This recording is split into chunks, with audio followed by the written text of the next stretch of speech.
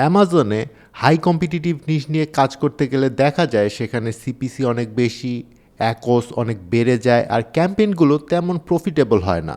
এরকম ক্ষেত্রে video ads কিন্তু একটা গেম চেঞ্জার হতে পারে। কেন? রিজনটা বলছি, তার আগে কিছু ডেটা দেখে নিই। এইখানে লাস্ট 30 ডেজের ডেটা আছে। এটা একটা pet accessories product which is a high competitive niche. এখানে একই সঙ্গে 5টি স্পন্সর্ড ভিডিও অ্যাড ক্যাম্পেইন চালানো হচ্ছে।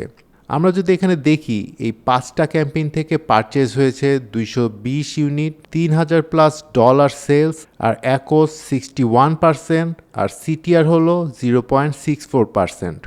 এখন যদি আমরা অল ক্যাম্পেইন দেখি, এখানে ক্যাম্পেইন আছে 25টি, পারচেজ হয়েছে 392 ইউনিট, আর এখানে 74% একস আর সিটিআর 0.28%। অর্থাৎ আমরা দেখতে পেলাম ভিডিও অ্যাডগুলোতে সিটিআর বেশি, অর্ধেকেরও বেশি সেলস আসছে ভিডিও অ্যাডস থেকে। কারণ অন্য সকল ক্যাম্পেইন থেকে ভিডিও অ্যাডস বেশি প্রোডাক্ট ভিজিবিলিটি, ব্র্যান্ড অ্যাওয়ারনেস এবং সেলস জেনারেট করতে হেল্প করে, আর কাস্টমাররাও খুব বেশি এঙ্গেজ হয় ভিডিও অ্যাডের সাথে।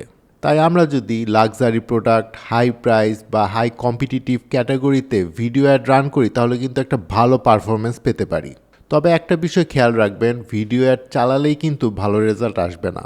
ভিডিওর কোয়ালিটি, সঠিক কিওয়ার্ড টার্গেটিং, বিড স্ট্র্যাটেজি এবং ক্যাম্পেইন অপটিমাইজেশন সব কিছু মিলিয়েই একটা ভালো পারফরমেন্স আসে। তাই আপনার প্রোডাক্ট যদি এমন কোনো নিশে থাকে যেখানে কম্পিটিশন অনেক বেশি, তাহলে স্পন্সর্ড ভিডিও অ্যাডস অবশ্যই টেস্ট করে দেখতে পারেন। অনেক সময় এটি আপনার কম্পিটিটরদের থেকে এগিয়ে যাওয়ার একটা বড় সুযোগ হয়ে দাঁড়ায়। অ্যামাজন পিপিসি নিয়ে এরকম আরও প্র্যাকটিক্যাল টিপস পেতে আমাদের সঙ্গেই থাকুন। দেখা হবে পরের ভিডিওতে। Thanks for watching.